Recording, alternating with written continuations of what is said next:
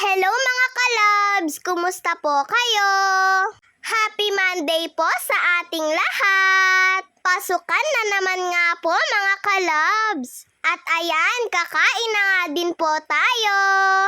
Ang inalmusal po pala namin kaninang umaga ay meatloaf na may itlog. Tara mga kalabs, kain na po tayo! Bago po pala ako kumain mga kalabs, ay naligo na nga po muna ako. Maaga rin po kasi akong nagising. At halos sabay nga lang po kami ni Mama.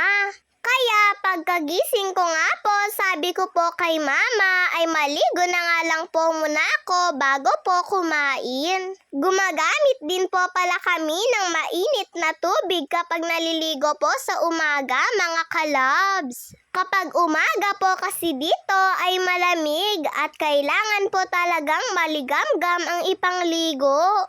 Pero siguro nga po sa iba ay baka hindi na nga din po sila gumagamit ng mainit na tubig. Nasanay na rin po siguro sila na kapag naliligo ay hindi po sila naglalagay ng mainit na tubig. Ayan, pagkatapos ko nga pong kumain ay nag-toothbrush lang po ako at nagpasuklay na rin ako kay Mama. Nag-aayos na nga lang din po ako dyan mga kalabs. Dahil ready na naman nga po akong pumasok sa school. Ang bilis nga lang po ng araw, ano po mga kalabs? Naayos ko na rin po pala yung mga gamit ko sa school at nagpalit na nga din po ako ng bag. Madumi na rin po kasi yung dati ko pong ginagamit na bag. Magpapaalam na nga din po ako kay Papa dahil papasok na nga din po ako. Pero si Papa po palang magpapatawid sa akin. Paglabas ko nga po ay lumabas na nga din po si Tito. Sasabay nga po dapat ako sa kanya mga kalabs. Kaya lang hindi ko na rin po siya nahintay at nagpatawid na nga lang po ako kay Papa. At kaninang tanghali nga po, eto at hinahanda na rin ni Papa yung pagkain namin. Bumili na nga lang po si Papa ng ready-made. May karne at paborito ko nga pong munggo.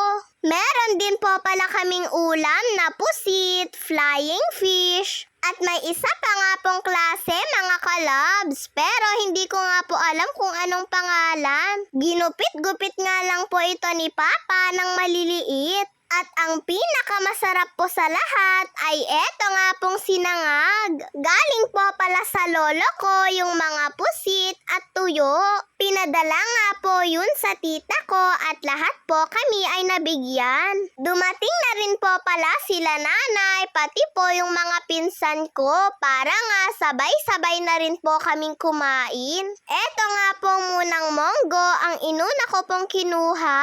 Naparami nga din po ako ng kain ng tuyo mga kalabs. Saktong-sakto nga lang po sa sinangag na niluto ni Papa.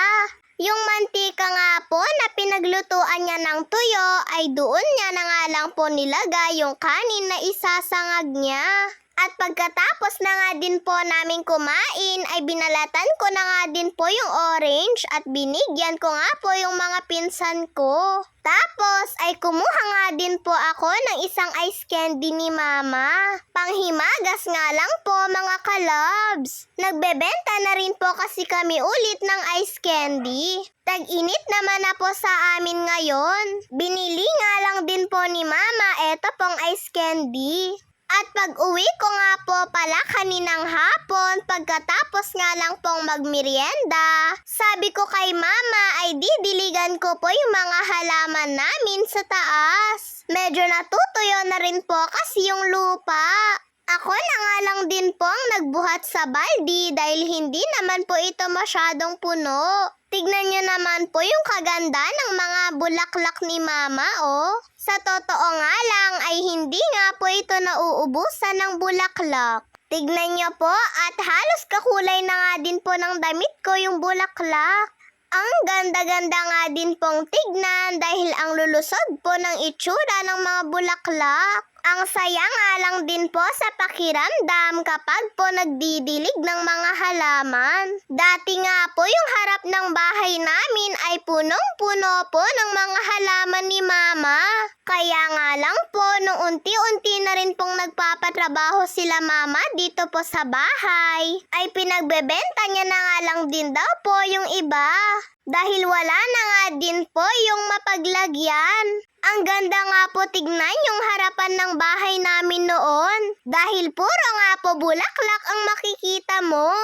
Lalo na sa umaga, pagkagising mo ay may makikita ka nga pong mga paru-paro sa bulaklak. Malalaki, maganda yung kulay at ang gaganda nga din po nilang tignan mga kalabs. At sa kakakwento ko nga ay tapos na rin po pala akong magdilig.